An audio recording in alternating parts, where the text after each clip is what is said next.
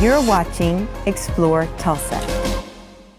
We used to have Make-A-Wish kids. I think that was one of my favorite things is you had these kids who would come in who were sick and they would get to go in and be in the locker room. And I remember one specifically, Matthew, who has since passed away, but he went in and he wanted to meet Randy Johnson. And Randy took him in and took him in the locker room. They ate ice cream, they sat in his recliner, they did all these different things that one might do that a little kid would be just fascinated by. It was really cool. It was a really neat experience just to see that side of people.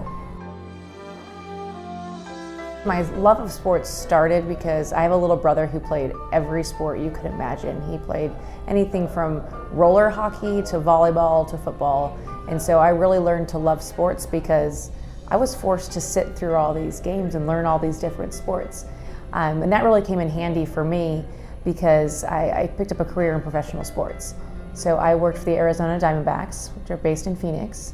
And that's really where that love of sports came full circle because I was a terrible athlete. I played one season of soccer.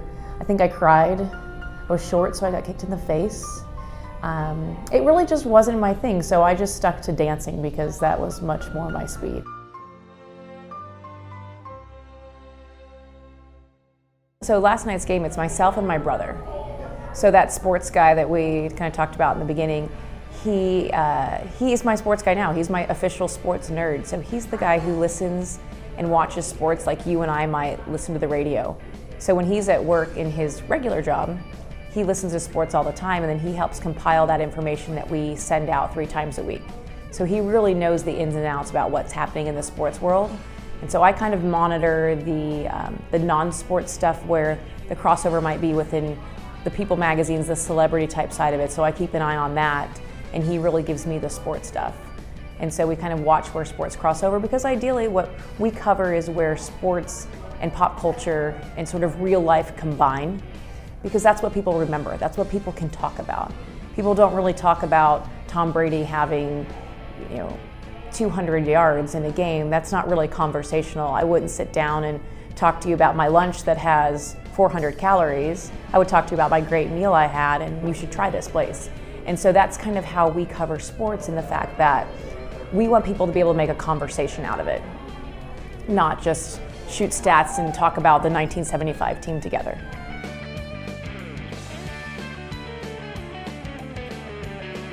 One of our readers, she worked in an office with a bunch of guys, and they'd always do that over the cubicle talk about the sports, whatever happened last night. Did you see the Thunder game?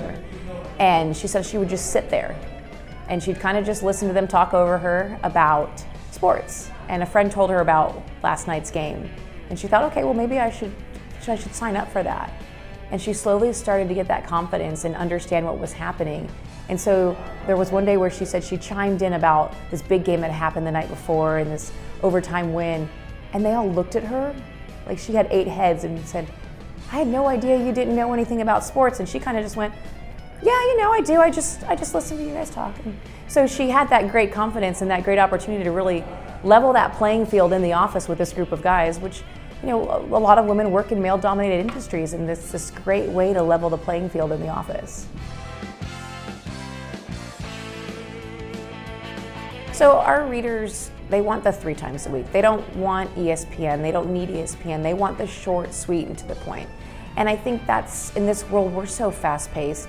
The last thing someone wants is to read a 10-page email. My whole goal is when that email comes out 3 times a week, it's about 3 minutes for you to read that. I always say you can read in the time it takes to make a cup of coffee. And that's that quick, just breeze through what's happening in the world. And if you want more information, there's always a link for more if something's intriguing to you. But there's just enough in there. It's no more than 6 different things happening total. Usually 5 different things happening in the world. And they're quick, succinct. And my personal goal is to make it entertaining. I want to make you laugh because you know what? No one learns when they're bored. We've all sat through a class where we've been bored off of our faces. And for me, it's really important for people to be entertained. I want to find something that is interesting, that's quirky, that really catches someone's attention, and that they can remember that. And if someone is looking for ESPN does a phenomenal job of covering the statistics and what happened in the game and really getting down to that nitty-gritty.